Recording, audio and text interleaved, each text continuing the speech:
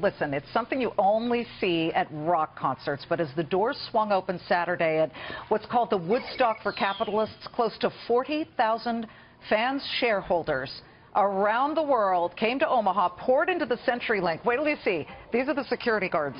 We got this picture for you, Warren. They come running in like it's, Black Friday at Walmart at midnight. I mean, not to see Paul McCartney or Lady Gaga, but an 86-year-old CEO and his 93-year-old best friend. CEO and chairman of Berkshire Hathaway, second richest man in the world, joins us again. Thousands of people, Warren, come not just to hear about Berkshire Hathaway, because it's almost sort of a masterclass that you and Charlie give on investing and how to invest around all of the world's situations that are developing. And I just want to begin by asking you, what development in the business world or the world surprised you the most last year, whether it's Amazon or the election or Brexit? What really surprised you? Well, certainly Brexit surprised me in the sense that all the polls showed otherwise and all of that. And actually the election in November, the same situation. But that doesn't really change anything we do. The main lesson we hope to give when Charlie and I are talking to the crowd is you really shouldn't pay attention to those things. You should just invest throughout your lifetime and the S&P 500 index and ignore world events, because if you bought and sold over headlines, you'd have to be a lot smarter than I am to outpace the S&P 500. You're a big fan of index investing, definitely. Yeah, and in terms of the people that come, they come to have a good time, too. It's sort of a Mardi Gras. Well, it's Mardi Gras, or Neil Cavuto earlier said it's almost like a cult. They follow you around, and you get out on that floor. I was telling him earlier, I think I lost a couple of fingers, so somebody bit them off. It's such a massive crowd. And Charlie's the draw, actually, Liz. Yeah, we need Charlie up there, too. But you eat your Dairy Queen creamsicle, Absolutely. which, by the way, you were munching so dramatically that you dripped it on my microphone. Oh, really?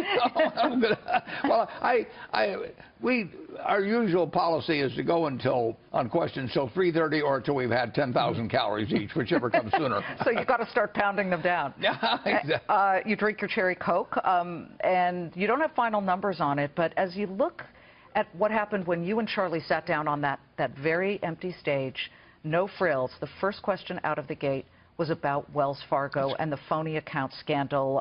And you flat out said CEO John Stumpf, former CEO, really blew it. He had a chance to fix it, and he didn't. I just question, what other ticking time bombs might this company be sitting on if they let that go for 5 years? That wouldn't worry me a lot. My guess is that the vigilance will be higher than most banks because of this. But I worry about it at Berkshire. I mean, there's 365,000 people, 67,000 people work for Berkshire, and you know somebody's doing something wrong. And the big mistake at Wells Fargo wasn't designing an improper incentive system, although it was a big mistake. But when you find out, you got to have a system when things are going wrong that gets that message to the top, and when it gets to the top, you have to act on it fast. And incidentally, John Stumpf is an honest man. I mean, he could be a trustee under my will, as far as I'm concerned. He made a terrible mistake, but it was not because he thought he was going to get wealthier himself or anything of the sort, in my view. Oh, that's a big statement to say he could be a trustee of your will. He could be a trustee of my will. That's some will. But don't you think the board needs to be reconstituted at Wells Fargo? Not really, because Warren, 10 out of 15 of them got 75% or less when the most recent vote happened. And would you vote for all of them? I voted for all of them. Including the audit committee chair? Yeah. I have been on 20 boards, and the information doesn't come to the board, and people don't write the board. They write, the company has a hotline, they send that out. And I would bet anything that the board was never really told about something like that. But I've been on other boards. The management doesn't volunteer problems in many cases. I like to get any of our problems out in front, but that is not. My guess is that the board, they may have read the article in the LA Times, and it probably asked something about it, and probably somebody came in and gave a report, and I do not know I won't fault the board without knowing more about that. You have gigantic stock holdings, Wells Fargo among them, but American Express is a huge position.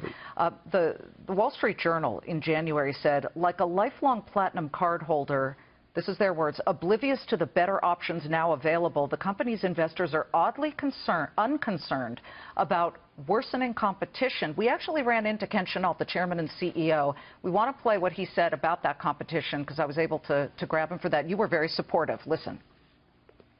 He is sticking by this company. Absolutely. Well, I think, as he told you, the first quarter was a very, very good quarter, and we feel very good about the momentum that we're building. And the Platinum Card is strong. Everybody talks about the Sapphire competitor up at JP Morgan. 2016 was the best year, as Warren said, in the history of Platinum in terms of both cards and spend. So we feel very good about the Platinum. It's a widely held stock by a lot of people watching right now. Is it still that sort of economic castle that it once was? It's quite a castle. It's quite a castle. And the Platinum Card did do well last year, both in new people signing up, in retention, and billings on it.